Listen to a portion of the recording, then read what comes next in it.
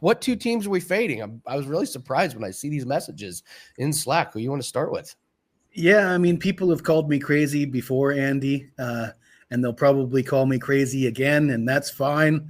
But, Indiana, 9-0, 6-3 against the spread, maybe the best team in the country. But then again, I've heard that before. They were saying that about Miami a couple weeks ago. I'm fading. I'm looking to fade undefeated teams. There's 4 undefeated teams left. Indiana is one of them. 9-0. They're going on the road at Penn State. Obviously, Indiana's the better team. They're a favorite for a reason. They're laying 15.5 points. So last week, I did give out Penn State as a dog against Ohio State. They ended up losing that game 38-14 as a 20.5 point underdog. Now, my clients got Penn State for the first half, and they covered easily by a touchdown in the first half. They were actually knocking on the door on the final series of the game, 1st and goal, ended up interception in the end zone. That would have made it 38-21, which would have got them the cover. Coulda, woulda, shoulda, but that was on the road at the Shoe. This is at home. This is the single most valuable home field advantage in college football over the years, as I understand it. And as good as Indiana is, as great as they look, and they may well be the best team in college football, it's still not easy to go into Penn State and put up big numbers and win by margin. Nobody's done it this year. In fact, that loss to Ohio State was the first double-digit loss for Penn State this season. I mean, they've lost some games, but they haven't been getting blown out. And you look at this Indiana team, yeah, they won 30-20 at Oregon.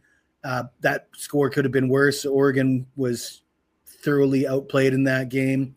They won 20-15 at Iowa. And these are two common opponents.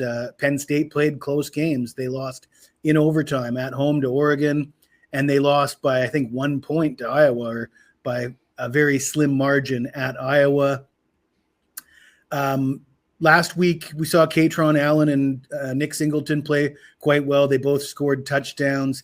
Nick Singleton showed a little bit of juice. He'd been struggling throughout the season. I guess coming off a bye, he looked like he had some juice to him. And the quarterback, the freshman, Grunkmeyer, I was getting criticized, people coming into the comments in my videos saying, that quarterback sucks. He's going to throw 2 interceptions. Well, he is a freshman. He's up against it. But I thought he looked all right considering the opposition. He threw for 145 yards, 19 of 28 passing, no touchdowns. Now, he did throw the interception, but that was when they were down 4 scores at the end of the game on the goal line in the end zone. So those kind of interceptions I don't hold against a guy too much. He did run for 38 yards on 4 carries, I believe, picked up a few first downs with his legs. Like I say, a home game for Penn State. Kotel Nicky at offensive coordinator, Knowles at defensive coordinator. I picked Penn State as the most overrated team in the country in the preseason. I said I don't like their coach and I don't like their quarterback. Well, the coach is gone. The quarterback's gone. I kind of like this Penn State as a big dog in this game. So give me the points and sprinkle on the money line. All right, you got another big team here. And this team's at home. What's this next team you're fading? I can't wait to hear this one. Yeah, we got Oregon at Iowa, at Kinnick. Supposed to be cold weather. It is November.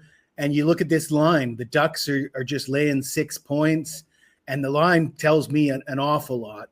You look at this Oregon team.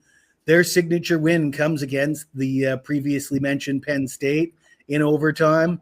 At the time, that looked like a fantastic win. Now, not so much. Oregon struggled with Wisconsin in their last game. They won 21-7. Of course, they didn't cover.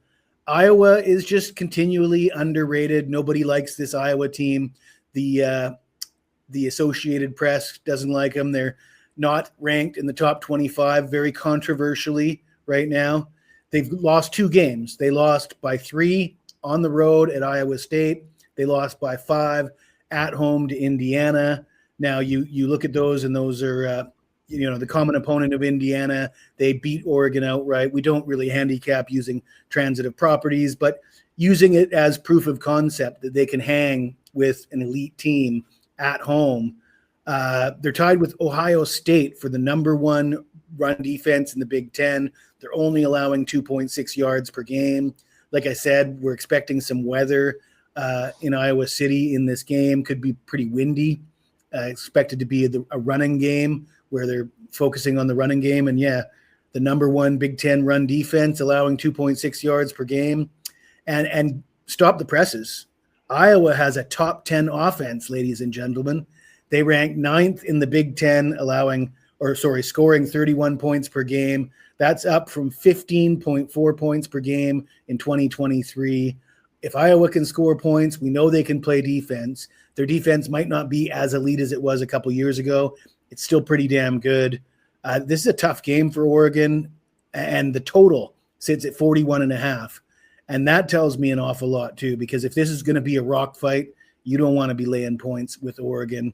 And that for the bookmakers to set the number that low, clearly they're not expecting Oregon to run up the score. I think this will be a close game. I'll take the 6. I'll sprinkle on the money line with Iowa.